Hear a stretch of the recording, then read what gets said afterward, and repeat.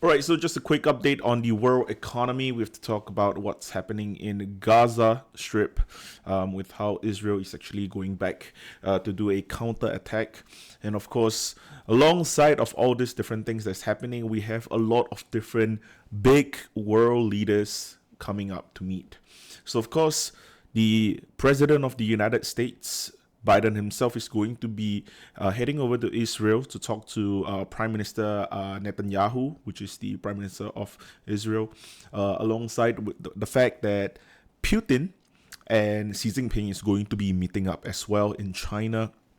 So right now we are really at peak uncertainty at the moment. I do think that, because on top of what we are already having in uncertainty land for the whole entire world at the moment, just last year, we have Russia-Ukraine situation. Now with this, which can easily evolve towards this whole entire Israel-Palestine situation that might trigger some form of a world war that a lot of people are concerned about.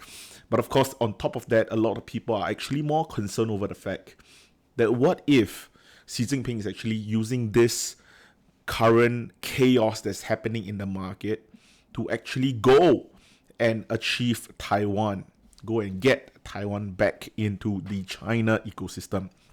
So of course, because of this whole situation, there's a lot of world politics in play, and I think that's pretty interesting for us to really read up on.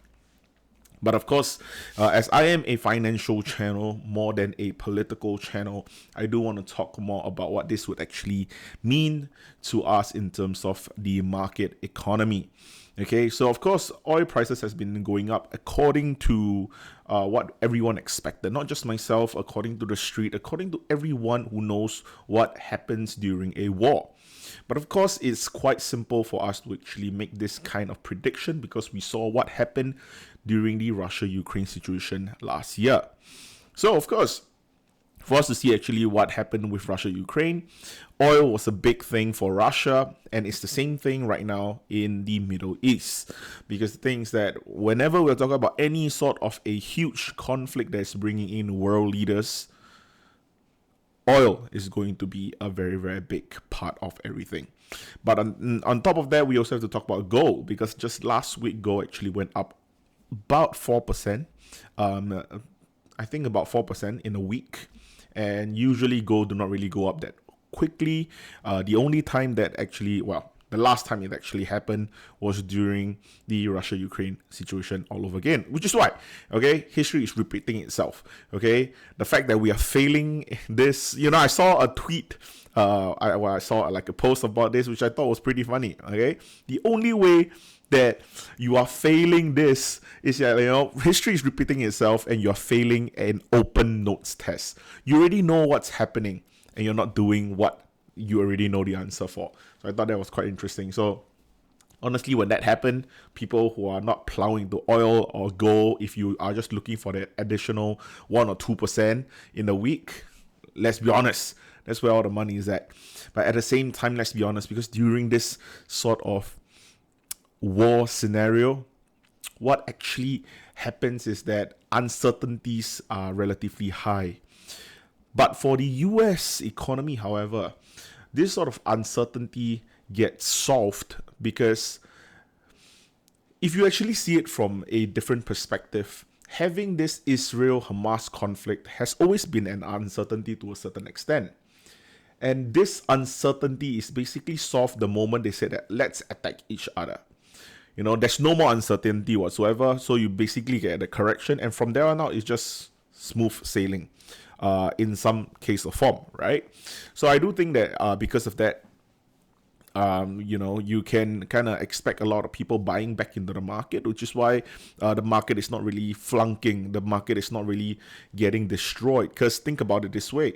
Because 2 weeks ago, before this whole entire situation happened, okay, a lot of people during the weekends probably were thinking, wow, when this happened, we are expecting the market to drop 5%.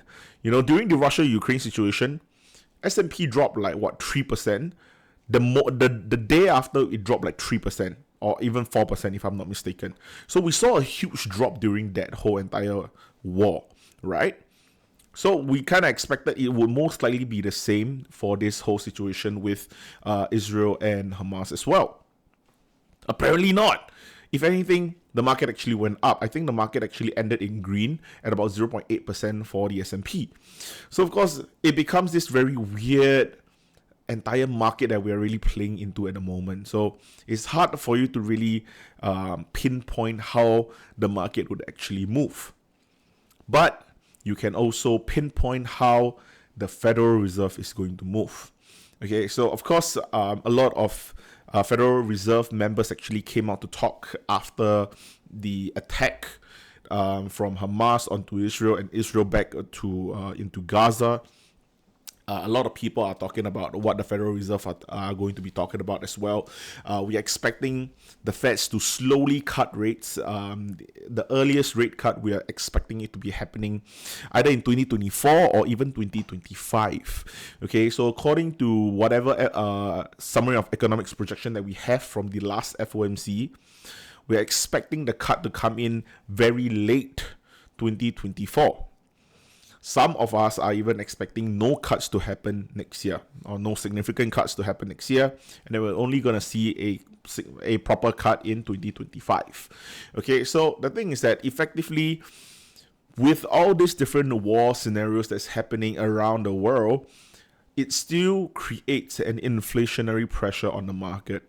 Okay, of course, for myself, I am from Singapore, so it doesn't really affect me directly with what the United States inflation is. Of course, it doesn't really affect me directly. However, most of my portfolio is with America, and I'm investing into America's market, which is why I pay very close attention to world politics, because America likes to stick their nose into everything. Obvious, this whole entire war, I think it makes things pretty clear. Like, America just wants to butt in, okay? And because they want to butt in, I feel the need for me to read up on more why the United States want to butt in. And that's kind of creating this whole situation where I need to understand what Biden is going to do, because I don't want my portfolio to get destroyed. But yeah, of course, I do think that on top of just what the Feds are going to do, market economy wise, we are probably, like I said before, 2 weeks after this war starts, people are not going to care about it in the mainstream media. People are going back into earnings report. People are going back into your inflation reports. People are going back talking about what's the next stock that's going to pop. The only reason why this is the case is because this is happening in the Middle East. As I said before, this is one of the most volatile region in the world when it comes to different geopolitical tensions. So when you have such a volatile region that have this kind of tensions, we do not really like to talk a lot about it, because it's basically fear-mongering to a certain extent. However, today I feel the need for me to talk more about it is because Biden is going over to Israel as well. Okay, I think Blinken is already there. The secretary is already there to ensure that everything is safe for Biden to head over. Vladimir Putin is meeting up with Xi Jinping in China. I think that's something that we have to talk about as well, because if they're talking about working together with Iran, that's going to be an issue, right? If they're talking about getting Taiwan, that's going to be an issue as well. So, of course, all these different high-level political talks would really control the narrative of what the market is going to depict. And I really just thought that, something, just something to pick your brain on. And maybe if you guys are interested in, you guys can read more about it. Make your own theories about it. I don't know. But I thought that it's quite interesting that what we are actually going through with the whole situation. But do not get me wrong. I'm not saying it as if that, I'm happy that there's so many deaths happening. There's so many displacement happening in Israel or in Gaza. I think it's a horrible time for us to really go through with this whole entire thing.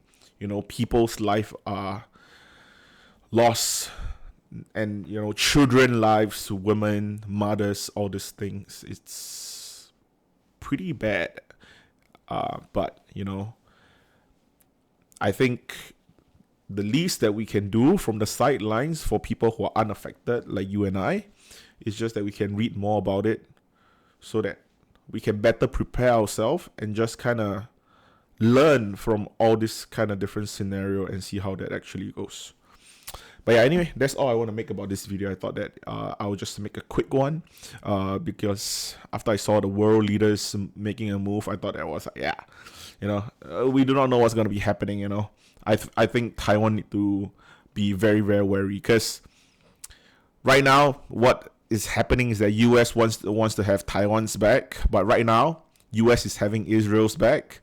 So if anything happened, man, it's gonna be a pretty spicy one. But anyway, that's all I have for this video. Thank you so much for watching, and I'll see you guys in the next one. Bye.